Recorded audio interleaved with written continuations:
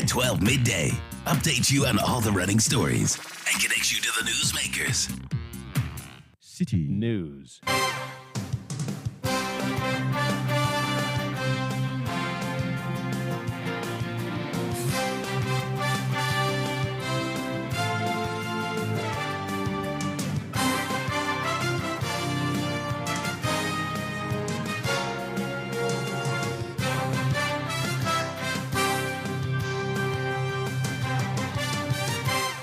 It's midday. Hello, good afternoon, and welcome to Citi Prime News live from our studio at number 11, Dr. Martin Lupina Dabraka, Accra. My name is Adjoatin Kramar Domina, here with Wilma Obobisa Coleman. Coming up, Ghanaian fisheries observer Samuel Abayate found dead weeks after he was declared missing on a tuna vessel. The Sami senior brother went to the coastal area. They found a dead body. But just that the head is no more. There's no head. Also coming up, members of parliament endorse Electoral Commission's proposal to close polls at 3 p.m. for the 2024 general elections, while calling for adequate stakeholder engagements. For instance, you can have one police station catering for over 1,000 people. If it will be reduced to 400, 500, it will fasten the process. So I think it's in the right direction, and we should call for it, and I'm endorsing that situation. Still ahead, Speaker of Parliament blames inefficiency of Parliament to effectively exercise its oversight role on unfair distribution of resources. And later, Mankasim Chief rejects proposed 1% Community Development Fund allocation to areas more groups stiffly oppose Ghana's first lithium deal. Meanwhile, Minister for Lands and Natural Resources maintains the allocation is the first of its kind in Ghana's mining laws. This is the first time we have put in the mining lease a clause that says that there will be the establishment of a community development fund for the catchment area of the mining operations, the community where the mining operation is going to take place. The news is live on all our partner stations across the country. In the Upper West region, we're on Tumpani Radio 88.5, Jurapa 96.1 FM. In the Upper East region, we're on Recast 92.1 FM. In the Northern region, this is North Star Radio 92.1. In the Northeast region, Nobia FM 98.1 FM. Beach 105.5 FM in the Western region, Focus 94.3 FM in the Ashanti region, Orange 107.9 FM also in the Ashanti region. In the Volta region, find us on Sela Radio 97.1 FM, Holy FM 98.5, and Savannah region, find us on Kasha 99.5 FM. Citi Prime News at 12 midday. Updates you on all the running stories and connects you to the newsmakers. A very warm welcome to you. We begin with some rather sad news. The body of Samuel Abayate, a 38-year-old Fisheries Commission observer who went missing a month ago, has been discovered without his head. Abayate met his unfortunate demise while on board the tuna vessel Marine 707, participating in the government's initiative to curb illegal, unreported and unregulated fishing practices. In an interview with Citi News, Eugene Emmanuel Dopomo, a family member of the deceased, appealed to authorities to investigate and apprehend the perpetrators responsible for the heinous crime. Last month, and then we were there, we received visitors from his workplace who came to my hometown to inform the family that they were on the ship, on the sea, and they wake up around 1 a.m. They were looking for somewhere inside the ship. They couldn't find him. And then the family also took the issue to Tema Police Station. Initially, they arrested all the workers there, and they were looking for somewhere 1 week, 2 weeks, 3 weeks. We couldn't find him. So last Saturday, the Sami senior brother went to the coastal area. They found a dead body. But just that the head is no more. There's no head. Per the information that we have, this is no. I think this is they said this is the second time or third time someone people were missing that canoe. So you don't understand how possible that you go to sea and then people will be missing, and then finally you see their dead body. As a family, we want people to come in to assist us. Got the police to, how we want them to do the investigation. Everything is delaying. And that was a family member of the dead fisheries observer, Emmanuel Dopomo. Wilma will take us to Parliament. Now, some members of parliament have given the approval to a proposal put forth by the Electoral Commission to conclude polls at 3 p.m. during the 2024 general elections. EC Chairperson Jean Mensah, speaking at an inter-party dialogue organized by the National Peace Council, highlighted that the shift in closing time from 5 p.m. to 3 p.m. is intended to enhance the transparent and orderly collation of votes by electoral officers in daylight. Some of the MPs in endorsing the proposal stressed the need for thorough stakeholder engagement to ensure the successful implementation of the policy. Polls closing by 3 p.m. It depends. If all the necessary consultations are made and the stakeholders agree to it, why not? Because by and large, we also don't want to enter into the night by counting, etc. So if they will do all the necessary things that needs to be done, especially by creating more police stations, reducing the numbers from the 700 thereabout to minimum of 400, 500, and that will fasten the process. Why not? I think it's a laudable idea, but that must be done in consultation with all the stakeholders. That is IPAC. They must consult IPAC. All the political parties must be consulted so that they will all be in agreement to the proposal that she's bringing on board. But by and large, to me personally, if that is done and creating more police stations to reduce the numbers at various police stations as we speak now. For example, Lashama, for instance, you can have one police station catering for over 1,000 people. If it will be reduced to 400, 500, it will fasten the process. So, the Electoral Commission is the mandated and constitutionally mandated body to conduct elections in the country. It has been cited in the Constitution of the 1992 Constitution, and successive elections have gone from 92 to now. There have been some challenges. And the standard is, the status quo is normally voting from the morning to the evening. And today, if the due commissioner has come and looking at it, they vary the situations. I'm taking any constituency, for example, 2020 elections, it was the same situation. That after the reluctance of people to come out and vote, it had to take the efforts of the MPs and the PCs to be able to come out and whip their people in line. So, I mean, looking at the timelines and going a well thought through suggestion and a decision has now been something that we are going to envisage in. I think it's in the right direction because we will need to have a declaration quickly by 5, 6. By 6, we know that our incoming president will be declared, and we, the members of parliament who are going for election, will obviously also be declared. So I think it's in the right direction, and we should call for it, and I'm endorsing that situation. You heard some members of parliament sharing their thoughts on proposal for 2024 polls to close at 3 p.m. Let's stay on that proposal because the People's National Convention, PNC, has expressed its support for the proposal by the Electoral Commission to change the voting time in the upcoming 2024 general elections from 5 p.m. to 3 p.m. Several political parties, including the New Patriotic Party and the National Democratic Congress, have raised concerns about potential disenfranchisement and urged the Electoral Commission to assure voters that they will not be turned away after the proposed 3 p.m. time. In an interview with Citi News, Janet Nabila, the General Secretary of the PNC, stated that a new voting time was agreed upon by all parties.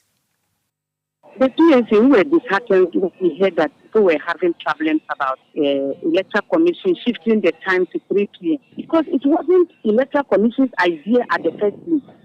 I quite remember we were in an IPAC meeting when Otukono suggested that if we could shift the time from 5 o'clock to 3 p.m. it would be better because there is a lot of shady deals that goes on in the night when the elections runs to 5 o'clock. And so Otukono is suggesting that Electoral Commission should shift the time to 3 o'clock. It will be good for all of us and for transparency's sake. When he said that, then we had a meeting at Alisa Hotel. That time, NDC then now boycotted IPAC. Then all the other political parties, we came out and supported that idea because we wanted to do that so that NDC will be happy that IPAC meeting is not about Electoral Commission having their way, but we, the opposition, we can also have our voices be heard out there. So we all supported the 3 p.m. Closing time for election 2024. We came out that we suggested that we wanted that one, and the Electoral Commission took it and said, okay. So in the community, they added it. So this 3 p.m. was not like it came out from Electoral Commission.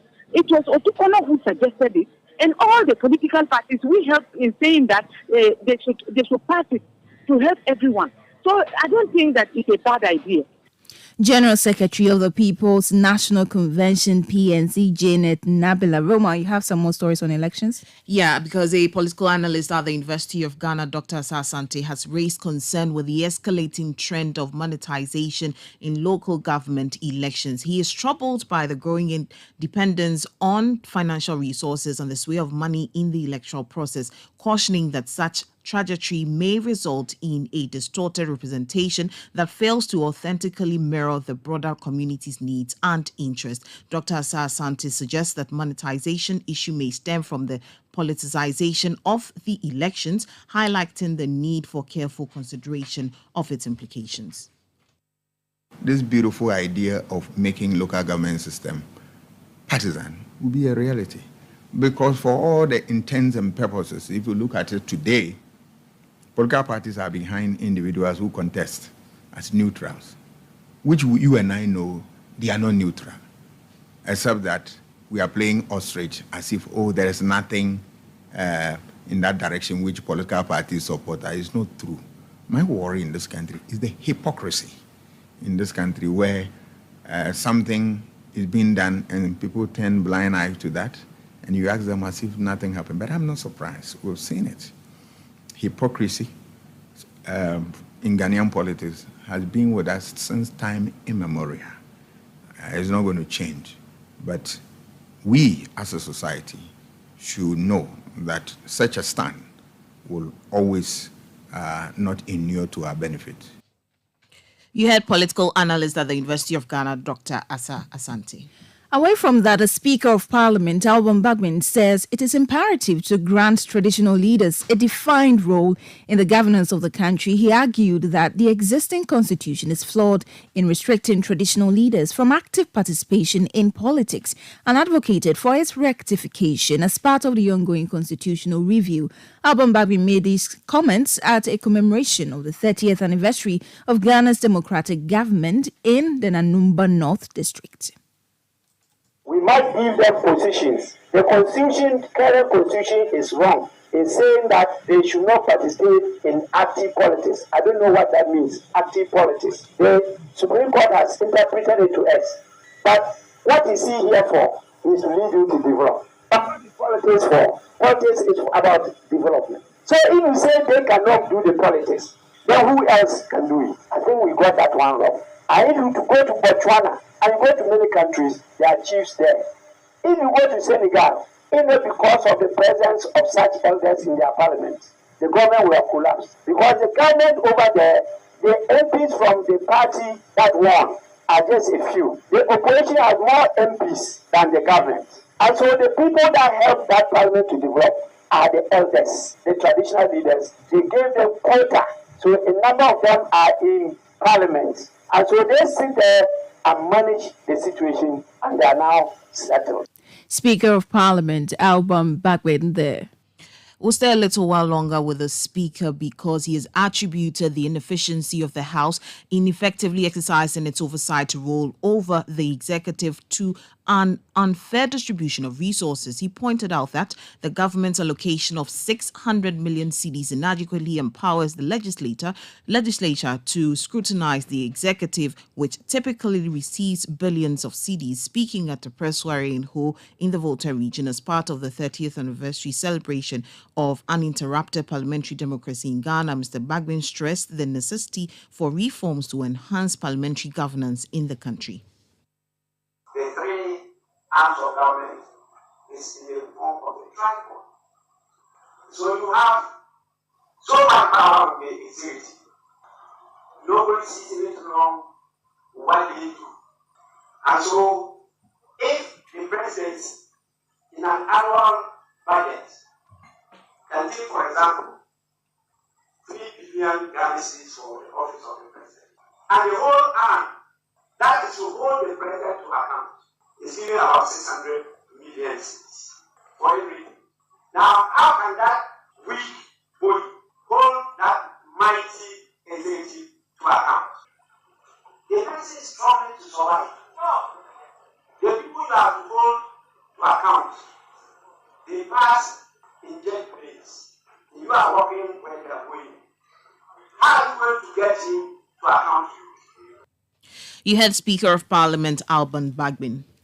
Let's bring some other stories on an issue that has taken the center stage of discussions in the country in the past few days, the lithium deal. The paramount chief of Mankasim, His Eminence Osajifo Amanfo Edu VI, says they will oppose a proposed 1% community development fund from the lithium mining concession unless an increase is considered. Additionally, he states that they will not permit the funds to be directed into the consolidated fund for the government's agenda. The Omahine insists that this agreement must be incorporated into the environmental impact assessment to legitimize the claims and ensure transparency in the process.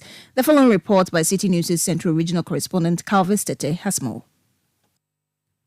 Ewoya, located in the Mfantsima municipality of the Central Region, is a farming community now hailed for its abundant lithium discovery. Residents anticipate transformative development as the Ewoya lithium mining gears up for full-scale production in 2024. The project targets several communities including Ewoya, Abonko, Krampakrom, and Okwesi, all within 4-kilometer radius with substantial lithium deposit. Atlantic Lithium's feasibility study outlines a 2.7 million ton per annum spodumene mining operation over a 12-year period utilizing conventional open-pit methods. However, concerns arise as mining activities might lead to the demolition and possible resettlement of households. Residents express readiness for resettlement but demand fair compensation packages, particularly propane resettlement packages.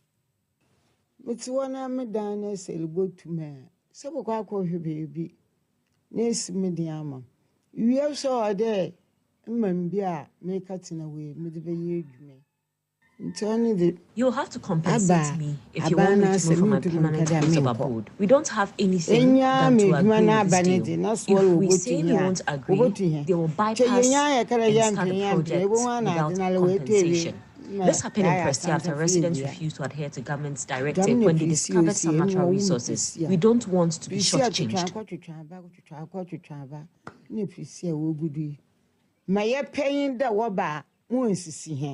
We are hoping that where they are taking us is good and that we can get all the necessary amenities to the extent that our children can get the opportunity to attend school among others. Omanhini Amanfo Edu VI declares the community's rejection of the proposed 1% community development fund from the mining company.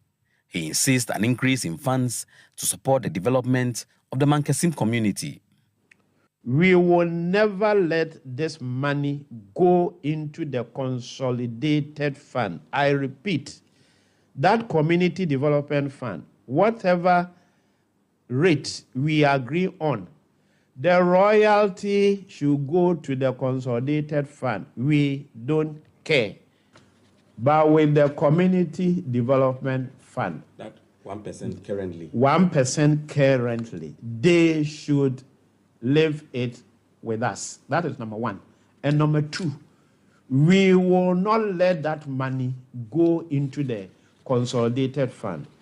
We will want it to be operated on similar lines, like how these foundations are managed. It's under proper control. And then whatever projects, and like we are saying, we want factories. And we don't build factory with what? $10. We build factories with millions of dollars. So before we can achieve what we want the rate to be increased. By what percentage do you want it increased? Left to you. We are going to negotiate. Okay, no. I don't want to preempt on that. We are going to negotiate. And like I said, from the initial discussions we've had at certain quarters, it's going to work. And we have insisted that it will be part of the EIS. You know, that EIS is a very strong document. It's the contract document that will be guarding the mine. So we will make sure it's covered. The Omanhini highlights the historical lack of development in communities with natural resource discovery due to poor negotiations. However, he assures that Mfantsiman's case will be different, with funds derived from lithium resources used to build a model community with factories. One of the issues that we will ensure livelihood restoration programs.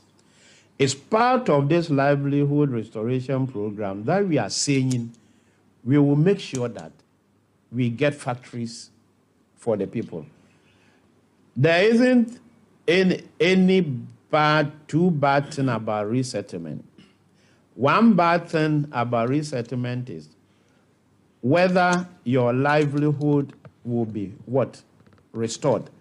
So if you are a farmer and you are taken to another place, now I'm going to be displaced and taken somewhere. Am I going to get land to continue with the farming? And very often, like you said, they pay compensation to people, project-affected persons. Within 2 years, all these monies, what? Finish. Yes. Then life become unbearable to them forever and ever. That will not happen here. So we are really thinking about their future, the generation to come. The aspect of sustainable livelihood. That is why we are discussing this option of putting up factories so that people who lose their livelihoods will get some jobs, sustainable jobs for sustainable income. Municipal Chief Executive for Mfantsiman, Claude Enu, envisions the lithium discovery transforming the area into an industrial hub. He outlines key reasons supporting his optimistic claim. So economically, the community or the people, the indigenous people or indigenous businesses are going to benefit. Every mining community is a busy place. So very soon, Mfantsiman will be transformed. When they start the mining, the revenue that we may get as a municipality, we can use it in a very strategic way that after the mining, the community will still be vibrant. This is a cosmopolitan area. You have a fishing community, have the commerce side, and then the farming area. Can we have some small pineapple company, watermelon? Go, you see most of them watermelon farms and whatever. We have a cassava processing factory. It is not only lithium that is going to be mined. Some or most of their waste is another raw material, which can be used to do these ceramic tiles. I am here in Awoya, in the Nkusukum traditional area of the Mfantsiman municipality. This community is where lithium has been found and is sitting on a 2012-acre land. Residents here are anticipating the possibility of a relocation, but they want the right things to be done in order for them to relocate. Several houses within these communities have been earmarked for possible demolition and relocation. But residents are saying the lithium mining company should do the needful. Calvi Stete, Citi News, Mfantsiman.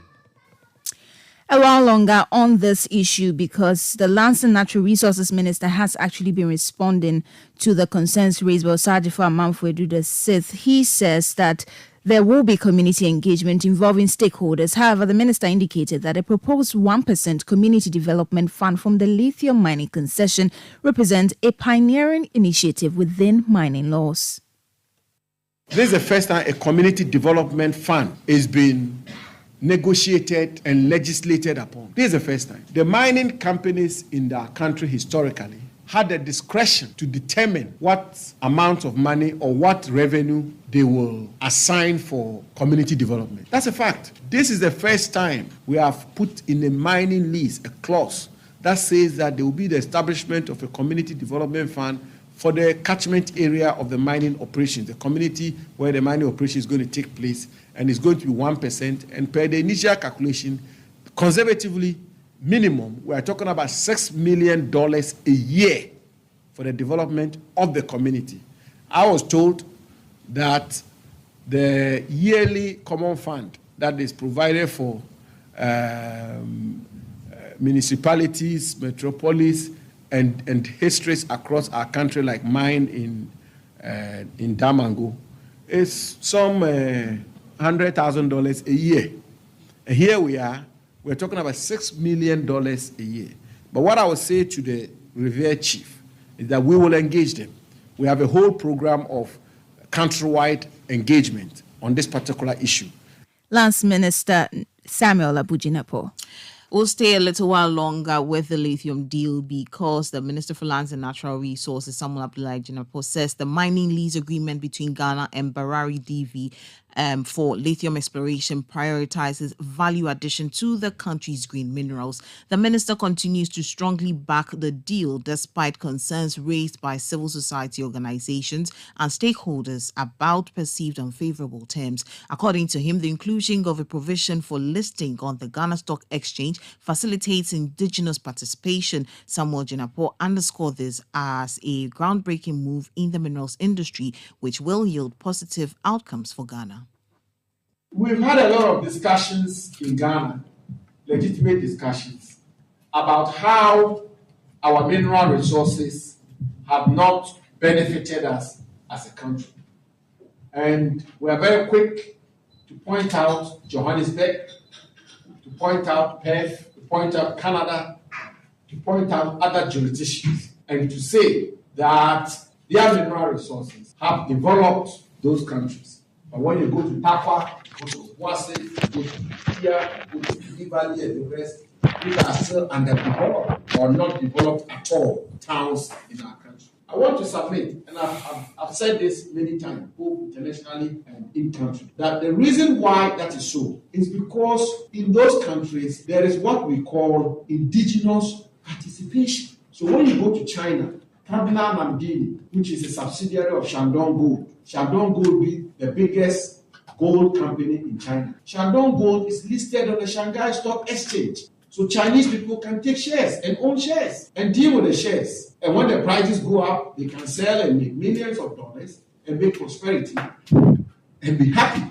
When you go to South African mining companies are listed on their stock exchanges. So South Africans can take shares in the companies and dividends out of the profits of the company. So when the price of gold go up, they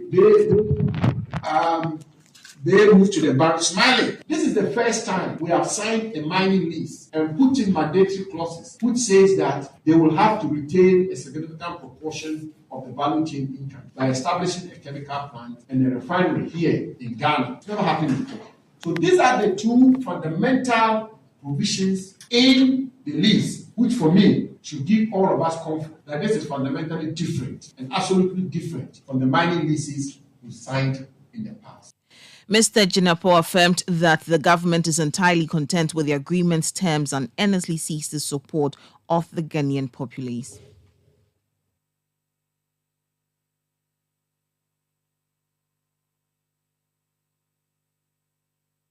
This is the first time a community development fund is being negotiated and legislated upon. This is the first time. The mining companies in our country historically had the discretion to determine what amount of money or what revenue they will assign for community development. That's a fact. This is the first time we have put in a mining lease a clause that says that there will be the establishment of a community. You heard the Minister for Lands and Natural Resources, Samuel Abdullahi Jinapo. You're still listening to the Citi Prime News coming to you live.